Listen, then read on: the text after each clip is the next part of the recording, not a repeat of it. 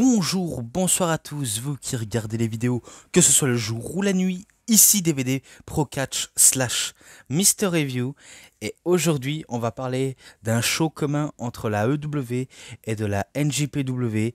Oui, il s'agit bien sûr de Forbidden Door. Voilà, ça commence directement comme ça, avec un show en commun, auquel je trouve qu'il est passionnant à voir surtout, vu comment c'est un concept auquel on réunit deux structures et auquel on laisse les catcheurs japonais affronter les catcheurs internationaux, on va dire ça comme ça. Donc c'est un peu le principe de ce contexte. En revanche, ce que ils auraient dû mettre pour AEW, ils auraient dû mettre CMLL et ROH, un peu Stardom, aussi sous le devant de la scène avec les genres de logos. Ça, c'est ce qu'on a eu comme vignette qui arrivera d'ici en 2025, mais bon, je n'en dirai pas plus que ça. Si ce n'est qu'on va parler de tous les résultats de ce show, auquel j'ai quand même aimé, mais après, voilà, sans plus, mais j'ai aimé. Voilà, voilà. C'est juste pour vous décrire tout ça. Donc, tout d'abord, on commence avec le fameux Countdown Zero Hour.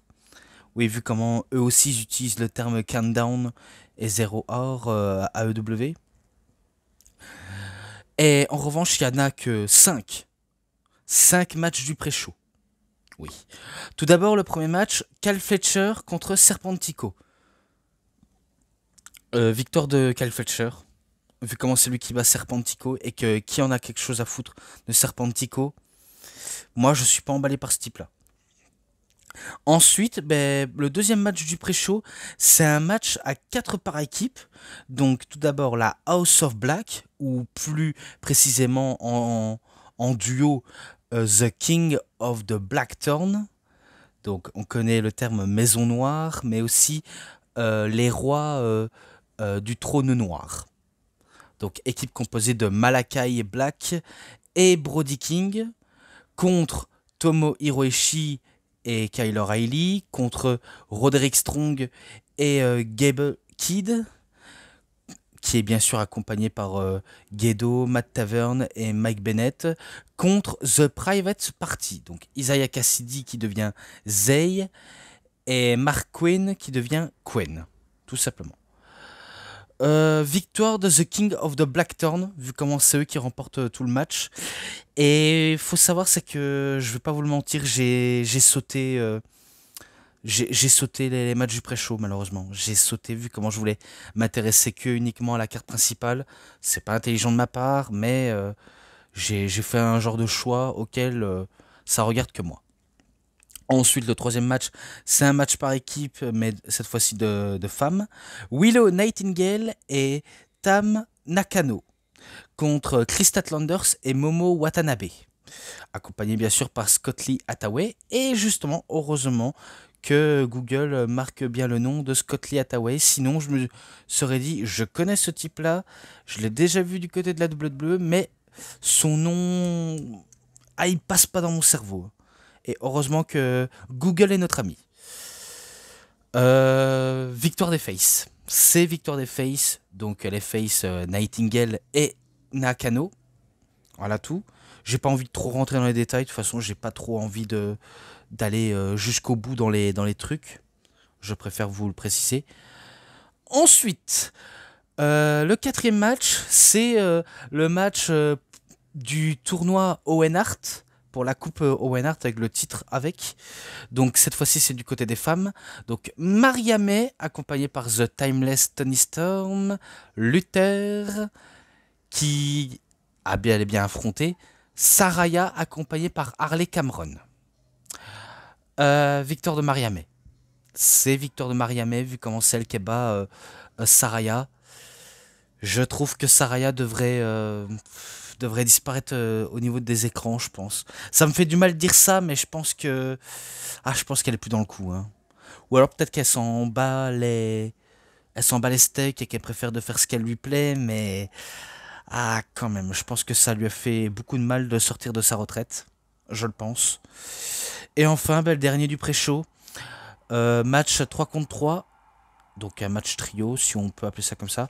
Les Lucha Bros, enfin les Lucha Bros, les Lucha Brothers, Pentagon ou Penta El Zero Miedo, avec Rey Fénix et Mystico, qu'on connaissait sous le nom de Sin Cara à la WWE, qui est bien sûr accompagné tous les trois par Alex Abrantes, voilà, contre The Los Ingobernables of the Japón, ou plus précisément les ingouvernables du Japon.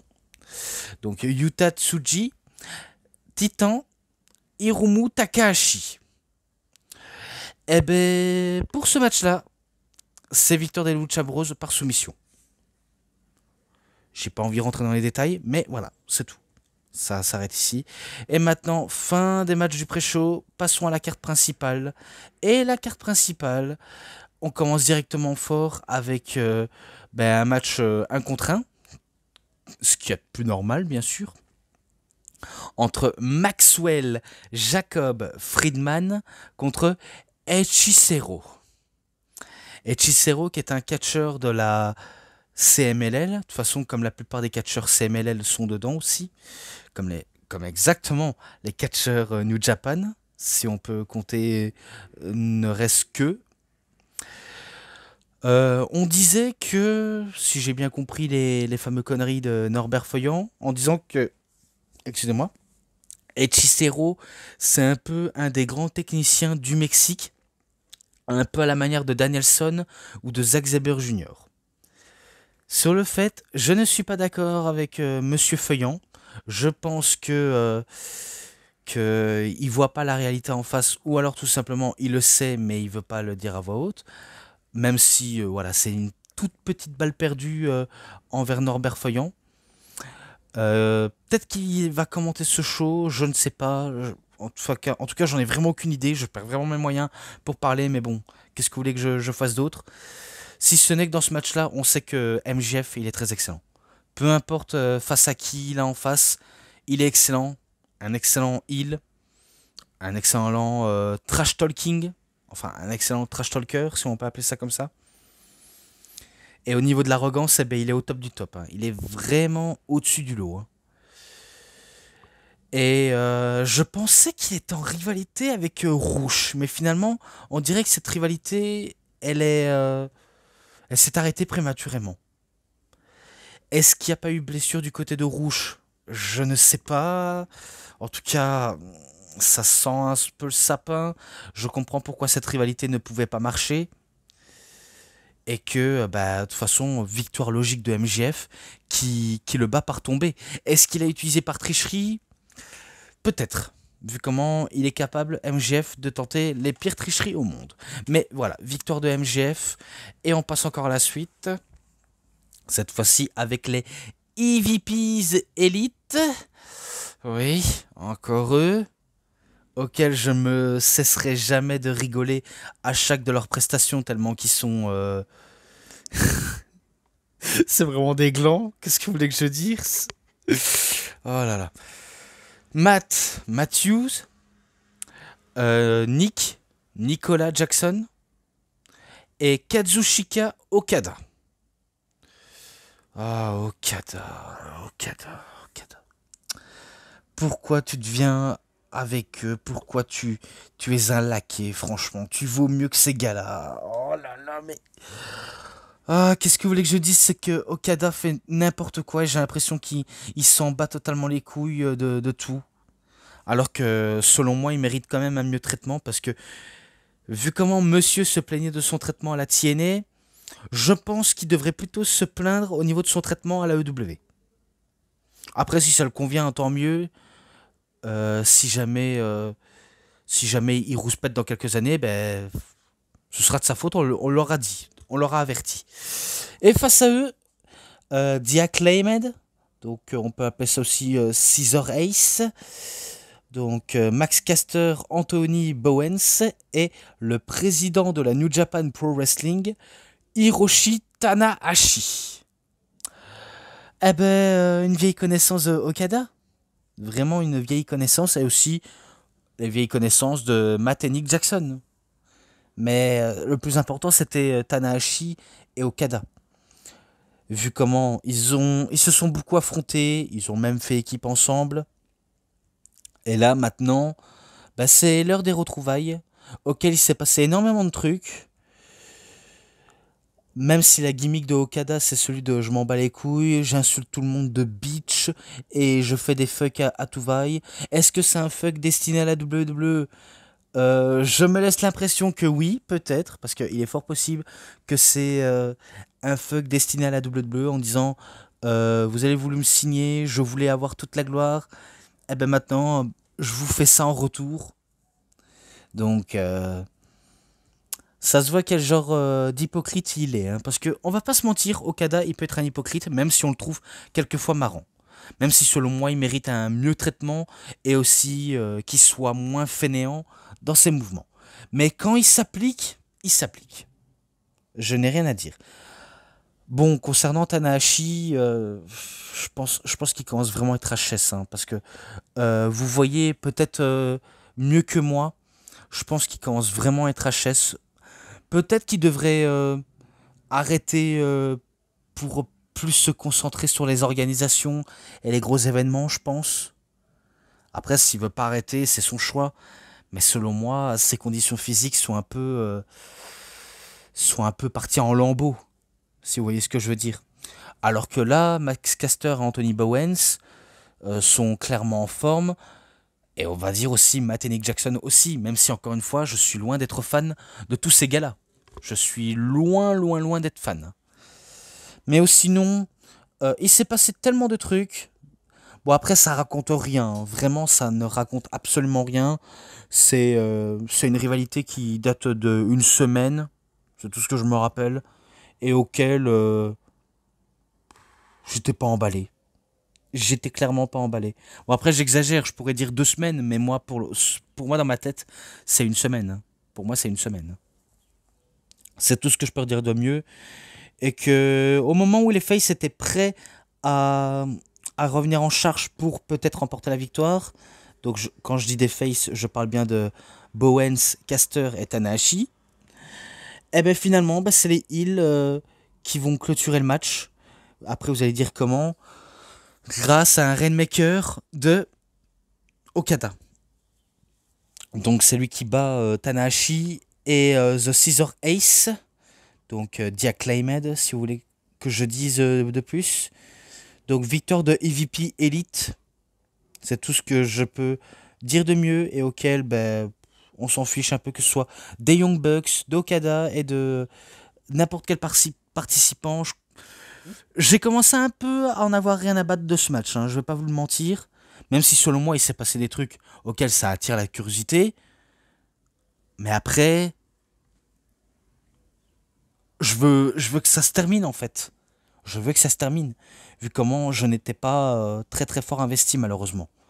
Donc voilà, victoire de l'élite, youpi, maintenant cassez-vous de là. Ça c'est gratuit. Match numéro 8. Même si je dis pas les chiffres entre temps, c'est pas grave. Pour le tournoi Owen Hart, mais cette fois-ci pour les hommes, vu comment tout à l'heure c'était pour les femmes, maintenant pour les hommes. The American Dragon, Bryan Danielson contre The Dragon, Shingo Takagi. Le dragon japonais Shingo Takagi. Auquel c'était un match de technique contre Puroresu Style. Donc le côté technique, c'est Danielson qui l'applique, et le côté Puro, bah, c'est Shingo. Vu comment on en a eu des tas de tonnes, des tas de tonnes de prises, auxquelles ils ont voulu faire de leur mieux pour régaler la foule, auxquelles je comprends pourquoi ils ont été en furie durant tout le match. Mais par la suite, même si Danielson se laissait faire entre-temps dans les matchs, parce que Shingo prenait l'avantage, il faisait destruction sur destruction dans le match, bah, ça n'empêche pas Danielson d'anticiper une nouvelle attaque et aussi de revenir à la charge pour, pour tenter le tout pour le tout. Des tentatives de running knee, de yes kick, de bell lock. Et au moment du climax du match, je me rappelle au moment du climax, Danielson va faire une clé de bras et je crois que c'est qu'uniquement une clé de bras avec une clé de tête, et que par la suite il va le torturer. Il va torturer Shingo Takagi et de faire soumettre Takagi. Donc il arrive à le soumettre avec une soumission. Donc victoire de Bryan Danielson qui se qualifie pour le tournoi Owen Hart. Comme Mariamé, exactement. Donc voilà. À la fin, je crois qu'il y a eu poignée de main, je pense, parce que lors d'un Dynamite ou d'un Rampage, on n'a pas eu cette fameuse poignée de main, vu comment Takagi prenait un peu de haut Danielson, de manière insolente. Mais je pense qu'il n'aurait pas dû être aussi insolent à ce point-là, vu comment il a affaire à un des meilleurs techniciens. Donc voilà tout. Victoire de Bryan Danielson, du fait que ça sera été bénéfique pour lui, je l'espère. Voilà. Maintenant, c'est au match numéro 9. Oui, c'est au match numéro 9.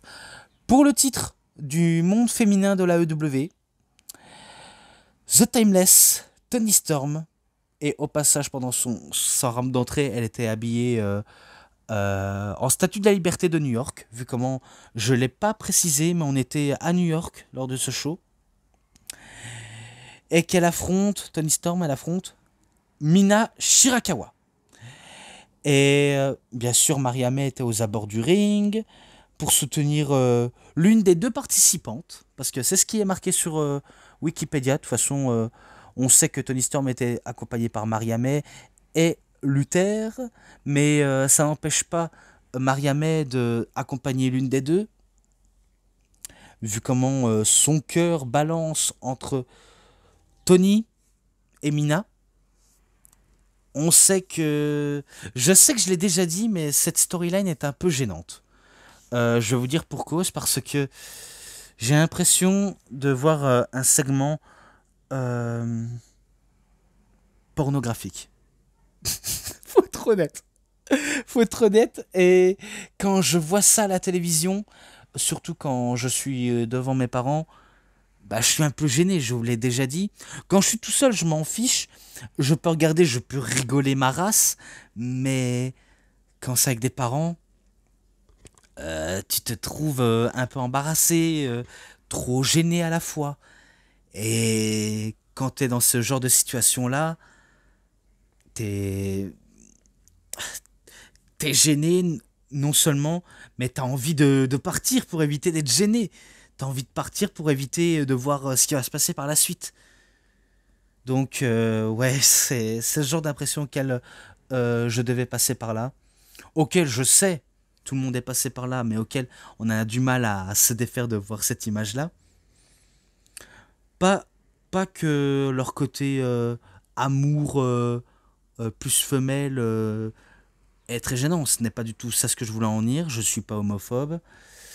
À vrai dire, je ne suis pas homo non plus, mais je sais pas comment le dire, hein. J'ai vraiment pas les moyens pour décrire tout ça, hein. Si ce n'est que le match était pas mal, hein, même si ça raconte bah, histoire d'amour entre Tony, Mina et Maria. Donc, vu comment ils sont, on va dire, deux à se battre pour le cœur d'une nana, je, je vois ça comme ça et auquel je me dis, et puis peu importe, tout le monde est libre d'embrasser qui ils veulent. Ça me regarde pas du tout. Ça me regarde vraiment pas du tout du fait que vous soyez heureuse. Parce que oui, si l'une embrasse l'autre et l'autre embrasse l'une, bah peu importe. Moi je pourrais dire tout simplement, c'est beau l'amour. C'est tout ce que je peux dire.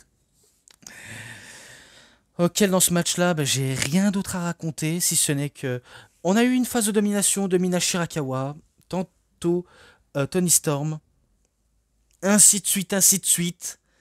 Et à la fin, c'est Toni Storm qui arrive à battre Mina Shirakawa avec son Storm Zero Pal Driver, donc en marteau pilon, pour la victoire. Donc, toujours championne. Personne ne peut la battre en ce moment. Ce qui est dommage, mais de toute façon, quant à Mina Shirakawa, je la voyais pas remporter le titre, hein. Je la voyais vraiment pas du tout. Donc voilà tout, c'est tout ce que je sais. Et à la fin, je crois que c'est un peu cadeau pour moi. Vu comment... Quand j'ai vu ça, j'ai rigolé. Mais quand je vais le voir à la télé, je vais être gêné. Je sais, c'est différent. C'est bizarre de ma part, mais c'est gênant. C'est... Je sais pas comment le dire clairement, hein, si ce n'est que... Voilà, c'est tout ce que je peux dire. Je peux dire... je peux pas dire mieux. Je peux pas dire plus de ça, si ce n'est qu'à la fin, ben, les trois femmes sont debout. Et que... au moment où je voyais ben, Tony, Mina avec Maria pour essayer de faire le bisou, eh ben, on a l'une des trois qui hésite en faisant qui je vais embrasser, qui je vais embrasser. Et par la suite, les trois femmes se sont fait le triple kiss. Ah, tuez-moi. Ah, le triple bisou. Et pourtant, dans ma tête, je me suis dit, allez, peut-être un bisou, un bisou, un bisou.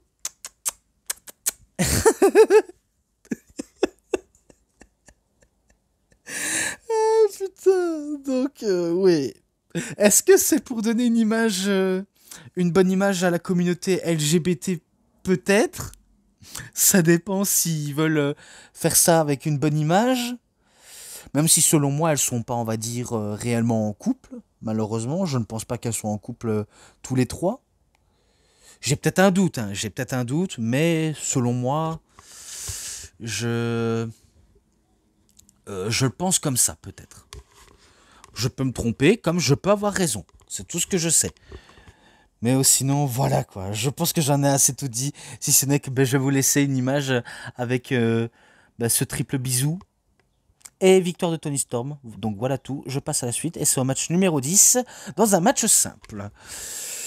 Le match simple, ben, ils auraient pu ajouter une stipulation. Mais selon moi, si on ajoute des stipulations, ça ne va pas. Vu comment la rivalité, ça en dit quoi, ça rencontre quoi. Mais là, malheureusement, il n'y a pas d'histoire. Il n'y a clairement pas d'histoire. Juste question de spot. Entre Zack Sabre Jr. contre Orange Cassidy. Ah, la tardée à la poche. Et Monsieur Technicien. Parce que Zack Sabre Jr. c'est un sacré technicien. Il suffit de voir comment il tord les membres de ses adversaires pour le comprendre. Et vous savez à quel point j'ai déjà cité ben, les matchs auxquels ce type a fait. Et il n'y a pas à dire, bah, c'est du caviar. C'est vraiment du caviar ce match-là. Parce que Zack Sabre Jr., regardez-le, vous pouvez dire, lui, c'est un sacré technicien, il sait ce qu'il fait. Alors qu'Orange Cassidy, il peut nous surprendre, hein, Orange Cassidy, parce que je l'ai vu dans le match. Au début, ça marchait, ouais, tranquillou, on va pas se presser, on est qu'au début du match. Mais au moment dans le match où ça commence à durer un peu longtemps, eh ben, ça avance, ça avance, ça avance, et ça commence à s'échauffer, à envoyer des bons moves. Et pareil pour Cassidy. Même si, encore une fois, je ne suis pas non plus un très très grand fan de Cassidy, mais quand il peut mieux catcher, il peut. Parce que ces trucs à deux balles, ouais, je mets les mains dans les poches, c'est rigolo, ça fait réagir le public. Mais après, pour certains, ils voient ça comme une insulte au catch, je peux comprendre. Mais tu peux faire ça tant que tu fais pas semblant de faire des trucs que tu fais derrière. Parce qu'il a sorti des bons mouvements. Je dis pas qu'il a pas fait des trucs de merde comme des fausses claques, des faux coups de pied. Peut-être qu'il a fait ça en plein match, mais sinon le reste ça laisse à la poubelle. Mais quand il commence à mieux lutter, là je suis d'accord. Mais on va pas se mentir, tout ça n'a pas servi à grand chose. Il faut être honnête, ça n'a pas servi à grand chose. Il a tenté tout ce qu'il pouvait, mais Zach a été très fort sous ce coup-là. Vu comment il tord les membres de son adversaire, et surtout à la fin, parce que là, on passe au climax du match, il va prendre les membres de Cassidy, les jambes, les bras, la tête, et il commence à se tordre dans tous les sens pour avoir le bon blocage parfait pour faire soumettre son adversaire. Et malheureusement, Cassidy a perdu. Donc pour ça, ben, victoire de Orange, enfin, non, pas victoire d'Orange Cassidy, je vous troll, je vous troll. Victoire de Zack Sabre Jr. C'est lui qui réussit à faire soumettre Orange Cassidy. Et j'aimerais dire, ben, pour moi, c'est la bonne personne qui gagne. Même si, encore une fois, ce n'est pas un All Elite for Life. Donc voilà tout. Voilà tout, voilà tout. Donc victoire de Zack Sabre Jr. Je passe à la suite. Encore une suite, mais c'est encore un match à trio. Ouais. Donc Samoa Joe et Hook qui fait équipe aussi avec Katsuyori Shibata contre The Learning Tree, l'arbre de l'apprentissage, équipe composée de Chris Jericho, Big Bill et de Jeff Cobb, accompagné par Brian Keefe. Concernant l'association entre Samoa Joe et Hook, je trouve que l'idée en soi est pas mal. Parce que je pense que Hook a vraiment besoin d'un mentor. Et quand tu as quelqu'un comme Samoa Joe qui pourrait peut-être l'aider, bah, ça pourrait exactement le faire. Je pense que le duo peut très très bien marcher. Et ça peut mieux marcher pour Hook. Alors que Joe, ben, je pense qu'il n'en a plus rien à faire vu comment il a tout accompli dans le catch. Mais ça l'empêche pas de catcher, de rendre manière service. Vous voulez que je dise quoi d'autre? Ben, pas grand-chose. Donc pour moi, c'est pas mal l'association. Et Shibata, même s'il a un côté comique, l'air de dire je parle pas très bien anglais, j'utilise mon téléphone, c'est le téléphone qui parle anglais à ma place. Euh, je... Ouais, ça peut aimer quelqu'un, il y en a que ça peut pas aimer, d'autres que ça peut aimer, mais bon, ça dépend vos goûts personnels. Et concernant Jericho, même si je l'avais déjà dit il y a quelques mois, je pense que Jericho devrait s'arrêter ici, mais finalement, il ne veut pas s'arrêter là. Vraiment pas du tout. Donc le gars, malgré qu'il ait des critiques sur sa tronche, auquel ben, il veut pas écouter les critiques, il veut tout de même catcher. Et pour ça, ben, il décide de trouver un nouveau personnage, trouver une musique d'entrée, parce que depuis qu'il a plus sa musique d'entrée, Judas, il n'est plus aussi over qu'avant. Mais bon, ça, il le fallait, vu comment on peut pas rester over après qu'on sort une dinguerie sur toi. Même si je trouve un peu dommage que Big Bill ait rejoint Jericho, est-ce qu'ils vont faire bien les choses avec? Servir de laquais? Oui, je le vois comme ça. Concernant Jeff Cobb, bah lui, c'est pas un membre AEW à part entière, hein. Lui, c'est plutôt New Japan, hein. C'est parce qu'on l'a invité pour compléter la carte, je pense. C'est ma façon de voir les choses. C'est pas toujours correct de ce que je dis, mais on essaye de faire avec ce qu'on a. C'est tout ce que je peux mieux préciser. Euh, si je me trompe pas, il y a pas mal de choses qui sont sorties dans le match, mais après, ça en ferait tellement trop que je m'y perdrais, à part les moments forts avec Samoa Joe et Jeff Cobb, vu comment on a senti deux gros monsieur qui se foutaient dans la tronche, auquel l'un des deux allait sortir des choses assez inédites. Parce que je pense pas qu'on a eu cet affrontement Joe et Cobb dans d'autres promotions. Je ne pense pas du tout. Mais bon, voilà tout.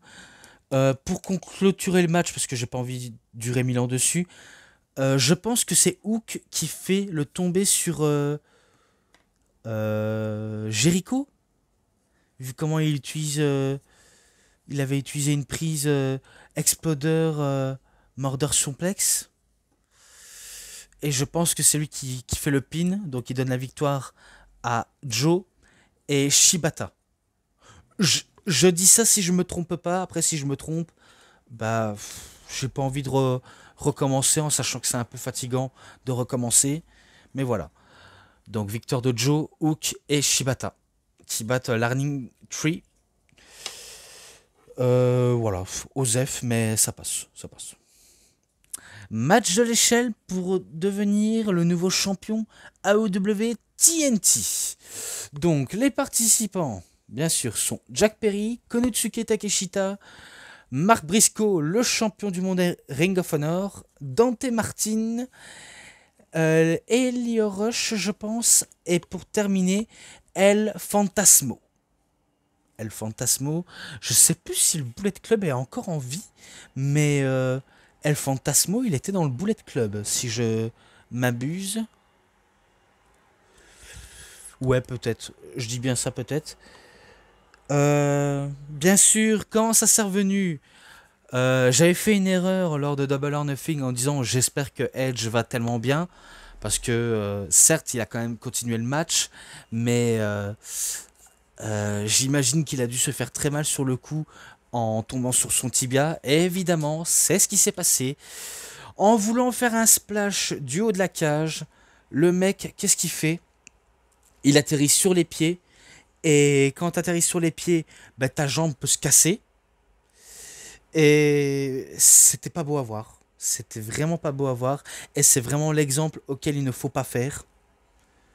Vraiment, hein, vraiment pas du tout. Parce que si jamais il y a un jeune qui veut le faire alors qu'il atterrit sur ses pieds et qui va se faire mal, après tu m'étonnes pourquoi les blessures peuvent arriver à tout moment. Bon après, j'ai du mal à croire que Edge peut être con à ce point-là, mais bon. En faisant ça, pour moi, il est pas con. Mais là, sur le coup, il a été con sur ce genre de choses. Parce que un truc pareil, d'autres vont le retenir en tête et ils vont commettre la même erreur que lui. Donc, à l'avenir, j'espère que ça va pas arriver. Parce que si jamais il y aurait un mort, je pense que ce serait un peu de la faute de la compagnie. Donc, voilà. Dans ce match-là, où il y a plusieurs personnes, ils ont fait pas mal de spots sur l'échelle. Pas mal de trucs auxquels, ben, certes, ça ne raconte rien, à part la destruction sur les échelles. Et qu'est-ce que vous voulez que je dise de plus? Si ce n'est que c'est Jack Perry. C'est Jack Perry qui remporte le titre TNT. Et dire que lorsque le titre était vacant, l'élite voulait lui donner directement, mais Christopher Daniels n'était pas d'accord, préfère de mettre le titre dans un match de l'échelle auquel l'un des méritants pourrait devenir vainqueur. Et finalement, ben, c'est le Scargold qui est champion TNT. Donc Scargold, c'est Jack Perry, anciennement Jungle Boy, qui devient le bouc émissaire. Alors que selon moi, peut-être que j'étais partant pour Takeshita. J'étais partant pour lui, pour qu'il devienne champion TNT. Parce que vu comment il est très bon sur le ring, il a des bons movesets auxquels ben, c'est bien effectué. Bon après, que ce soit Takeshita ou peut-être Mark Briscoe, pourquoi pas. Mais après, Mark Briscoe, il est champion Ring of Honor, on va pas lui donner les deux titres d'un coup. Après tout, on a bien fait au Bang Bang Gang, pourquoi pas à Mark Briscoe? Ça aurait pu le faire, mais finalement non. Non. Donc c'est venu à Jack Perry et j'imagine qu'ils vont s'en vanter en disant ouais regardez on est stylé avec les ceintures, on est les meilleures factions au monde, toutes factions confondues c'est nous les meilleurs, nous les VP, les jeunes arrogants prétentieux auxquels on est au-dessus du game. Ouais c'est ça, cause toujours. Donc voilà, victoire de Jack Perry et on s'en bat les couilles, tout simplement je m'en bats les couilles. Voilà. Maintenant, match où la vainqueuse remporte tout. Mercedes Moné, championne TBS, AEW TBS, contre Stephanie Wacker, championne NJPW Strong féminin, mais aussi championne féminin, enfin 2 fois championne féminin de la CMLL, vu comment elle a les 2 titres CMLL à disposition. Donc non seulement c'est une catcheuse de NJPW Strong, mais aussi de CMLL. Auquel je pense que elle m'a un peu impressionné, Stephanie Wacker. Pourtant je la connais pas beaucoup, mais dans le match elle m'a impressionné. Mercedes Monet, je pense qu'elle m'a pas du tout convaincu dans le match, je trouve. Et le pire, c'est que il va y avoir un spoil, hein. Désolé si je vais spoiler. Tout ce que je sais, lorsqu'elle s'était fait interviewer Mercedes Monet il y a des semaines, je pense que ça fait des semaines, peut-être un mois. Eh ben, elle disait que c'était pas impossible qu'elle remporterait les deux titres. Donc titre NJPW Strong. Mais en faisant ça, tu spoil le résultat à l'avance. Et Tony Khan, bien sûr, il va pas nous le dire, mais il nous a spoilé. Putain de merde. Même si je commence à être déboussolé et un peu fatigué de ce que je dois dire, mais bon, quand même. Ah, ça gâche le truc. Moi, je dis ça gâche le truc parce que je me rappelle qu'elle avait fait une interview et qu'elle disait qu'elle voudrait remporter les deux titres. Et finalement, Tony Khan l'a entendu. Hop, elle l'obtient sur un plateau. Mais Tony, ça va pas la tête. Ça va pas du tout la tête. Elle a pas besoin du titre NJPW Strong. Elle a déjà le titre TNT. J'aime bien Sasha Banks, mais selon moi, elle mérite pas le titre NJPW Strong. Même si elle a déjà catché à New Japan Pro Wrestling du côté du Japon, comme du côté d'Amérique, mais selon moi, elle n'a pas besoin. Alors que Stephanie Wacker, elle, qui a percé dans le circuit Lucha Libre comme, comme aux États-Unis du côté New Japan Strong, je pense que c'est un peu inutile de la faire perdre. Il y a vraiment un souci à se faire. Je suis pas en train d'inventer, mais après on va peut-être dire les pros fans de WWE. Oui, mais c'est parce que voilà, monnaie, rapport de l'argent à la compagnie. Moi, j'en suis pas sûr. J'en suis pas du tout sûr. Moi, je vois une femme qu'elle fait ce qu'elle veut, qu'elle se la pète dans les médias, dans les interviews, comme sur le ring. Je pense qu'elle se la raconte beaucoup trop. Donc c'est pas le comportement auquel je m'attendais de Sasha Banks, même si je sais qu'à la WWE, elle a fait ce genre d'effet-là, mais selon moi, moins qu'à la VE. À la VE, elle en a fait moins, alors qu'à la EW, elle en fait plus. Bon après c'est cool, hein, c'est cool pour elle qu'elle est championne, hein. C'est cool pour elle, hein, mais certains fans ne sont pas convaincus, hein, parce que je sais pas si vous avez bien entendu, il y avait des encouragements, mais après il y avait quelques sifflets pour elle. Je vous jure, je ne suis pas en train de raconter. Moi, j'avais attendu un mini bronca. Comme par exemple, quand Jack Perry a remporté le titre, il y a eu un énorme bronca parce que voilà, c'est un trou du cul. Pour l'élite aussi, parce que ce sont tous des trous de cul. Mais après, Mercedes, c'est parce que peut-être qu'elle s'est attirée la mauvaise faveur du public. Ou alors peut-être qu'elle a su quand même essayer de convaincre. Bon, après, encore une fois, je pense que ça aurait pu être Steph qui aurait dû être championne, enfin rester encore championne. Mais du fait qu'elle perd pas les titres féminins CMLL, alors je ne sais pas de quelle catégorie, hein, je ne m'y connais rien en catégorie de CMLL au niveau des titres féminins. C'est un peu comme la AAA, je sais qu'il y a Reign of the Reina, le titre consacré uniquement pour les femmes. Sans plus, mais voilà tout. Alors que le match était bon, hein. Il était bon entre Stephanie Wacker et Mercedes Monez. Mercedes Monez. Mercedes Monet. Mais après, selon moi, celle qui a plus brillé, ben, c'est Stephanie Wacker. Donc dans sa noirceur, elle brille. Elle brille dans le match. Et que selon moi, je pense qu'elle n'aurait pas dû perdre. Ils auraient dû la faire gagner, mais bon, de toute façon, c'est Tony qui a voulu, quoi. Donc Tony, c'est Tony, quoi. Donc victoire de Mercedes Monet qui arrive à faire... je crois qu'elle bat avec son play Moneymaker ou avec son Money Statement, qu'on peut l'appeler ça comme ça. On connaissait Bank Statement. Maintenant c'est Money Statement. Donc elle réussit à battre par soumission. Et du coup la CEO est double championne. Voilà. Osef Staline. Et ça provoque ensuite par la suite un retour de Britt Baker. Oui, Britt Baker est de retour. Je pense que ça fait... je me demande si ça fait pas un an ou quelques mois qu'on l'a plus vue, Britt Baker. Peut-être pour des raisons de blessure ou peut-être par emploi du temps chargé, vu comment on sait qu'elle est dentiste et qu'elle veut se concentrer passionnément sur son travail. Donc je pense peut-être. Mais sinon, elle est de retour. Je pense qu'elle veut challenger Mercedes Moné. Et bien sûr, quand Tony Khan voit ça, le bougre, il va accepter. Je le vois ça à des kilomètres. Voilà. Plus que 2 matchs après c'est terminé. Voilà tout.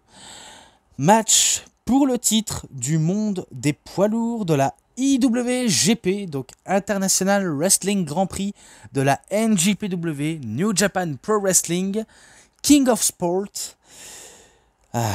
Match pour le titre mondial International Wrestling Grand Prix entre Tetsuya Naito contre Mr. Badass Jon Moxley.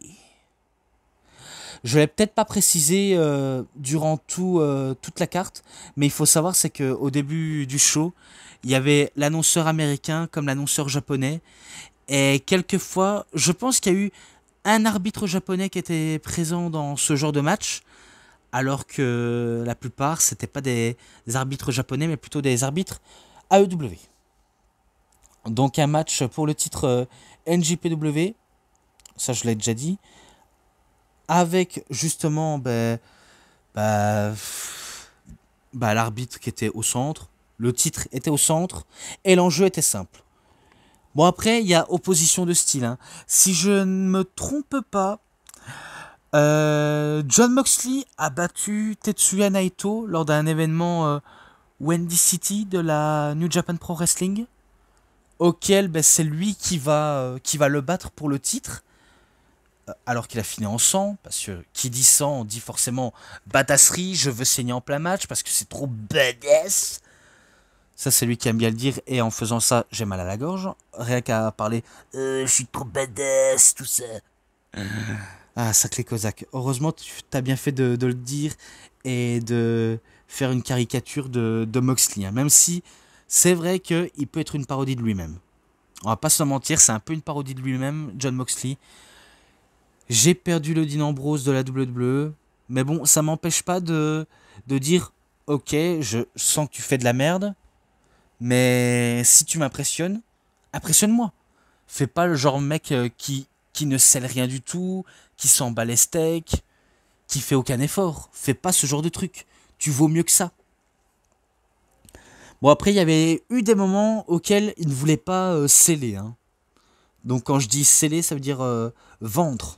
Donc il y a eu des moments où il ne voulait pas vendre.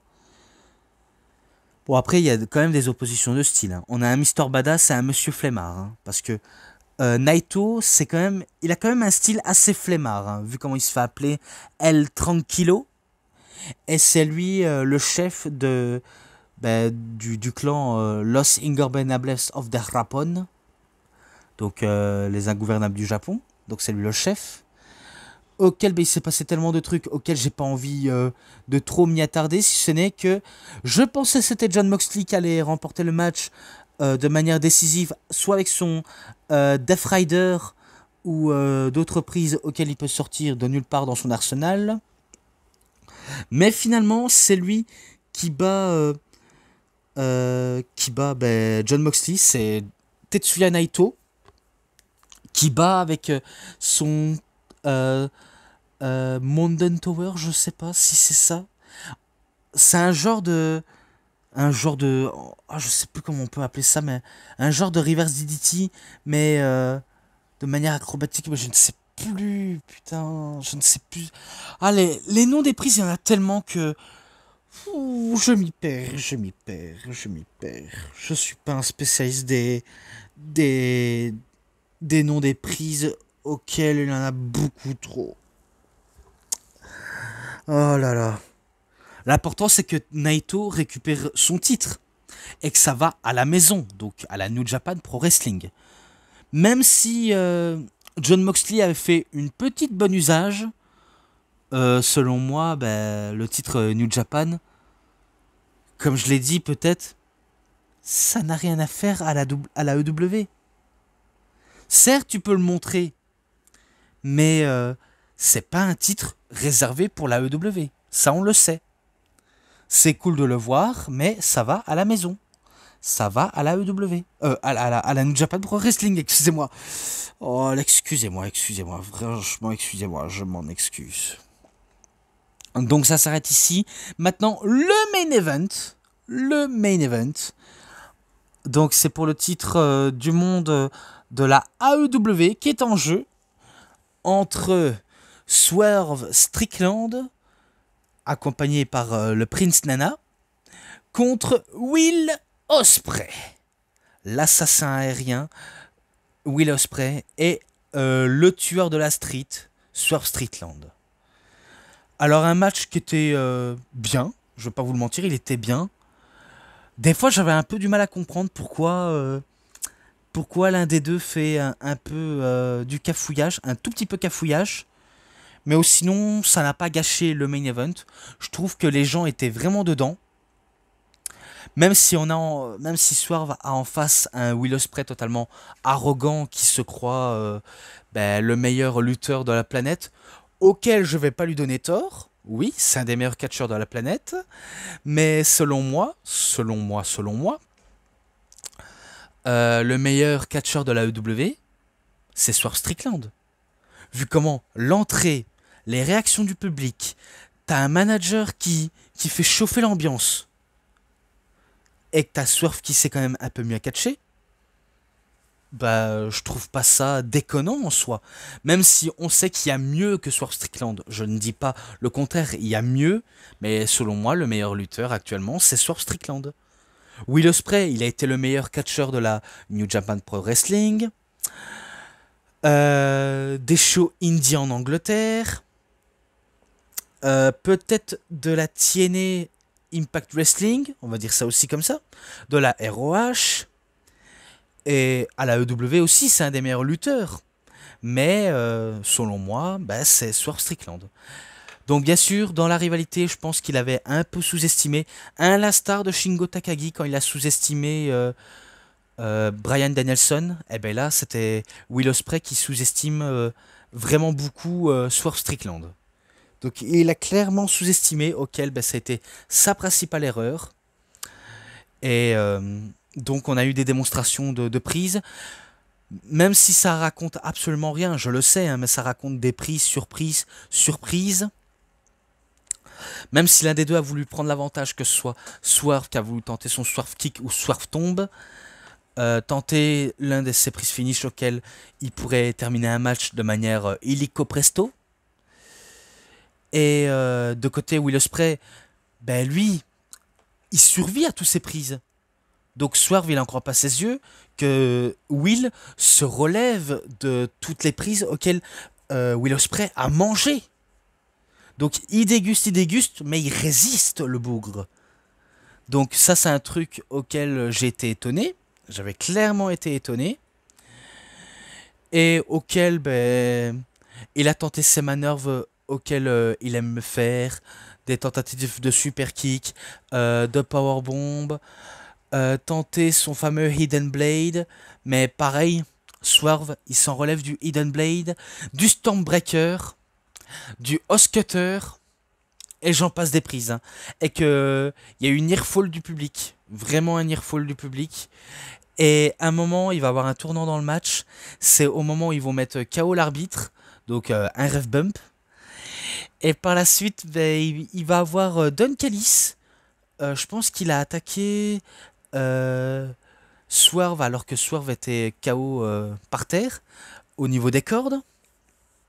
Et que par la suite, il voit Will Ospreay en disant « Will, viens, tu vas faire un truc auquel tu vas remporter le match. Tu vois ce que j'ai dans la poche. C'est un tournevis. Utilise-la et plante la tête de Swerve Strickland. » Et heureusement que Prince Nana, malgré qu'il est venu un peu tardivement, il en empêche et fait tomber le tournevis. Donc il en empêche que que Don Callis donne le tournevis à Will Ospreay. Et par la suite, Will Ospreay, on sait pas ce qu'il fout. Après, c'est vrai que, comme je l'ai dit, on sait pas ce que Will Ospreay a dans la tête. Est-ce qu'il est face ou est-ce qu'il est heel? On n'en a vraiment aucune idée de sa personnalité. Hein. Ça, c'est un truc qui me dérange personnellement. Oui, il a une personnalité assez, assez spéciale, même s'il n'est pas fort doué en promo. Mais je trouve que on ne sait pas s'il est gentil, s'il est méchant. Parce que dans le cas contraire, tu peux être twinner, mais il faut mieux choisir. Si tu sais bien jouer le twinner, tu peux jouer un twinner. Oui, excusez-moi si vous entendez du bruit, ça vient de l'extérieur et en même temps j'ai un tout petit peu chaud, donc voilà, au passage. Donc pour ça il décide de prendre le tournevis et il veut essayer de menacer Prince Nana avec. Nana dit non, non, non, ne m'attaque pas avec. Je ne suis pas lutteur, tu me plantes pas le tournevis. Donc un truc que Will Ospreay a compris et qui veut pas asséner sur Prince Nana, donc il préfère pas de le faire du tout. Et il veut se concentrer sur Swerve Strickland, auquel, ça a été son plus grande erreur. Et pourtant, il va se manger un Swerve Kick, un Swerve Stomp, mais il s'en relève tout de même. Et au moment où l'arbitre arrive, il recommence son fameux manœuvre, Swerve Kick, Swerve Stomp, et enfin son autre prise de prédilection, auquel c'est un finish. Je ne sais plus comment ça s'appelle, mais en tout cas, il le soulève et il explose au sol, tout en faisant le tomber pour la victoire. Donc, vous avez compris, victoire de Swerve Strickland, qui conserve son titre, et auquel, c'est lui le meilleur lutteur des deux. Forcément. Même si à la fin du match, même s'il célèbre avec ses fans, avec Prince Nana, il va quand même vers Will Ospreay, en disant qu'il s'est bien battu, et auquel il n'a pas à démériter. Il a été meilleur ce soir. Mais le meilleur, c'est Swerve. Donc même si Will Ospreay avait été arrogant durant toute la rivalité en faisant un tout petit peu le malin, là il reconnaît que Swerve a quand même été meilleur que lui. Tant qu'il ne prend pas à titre personnel. Et aussi, si jamais il aurait remporté le titre du monde AEW,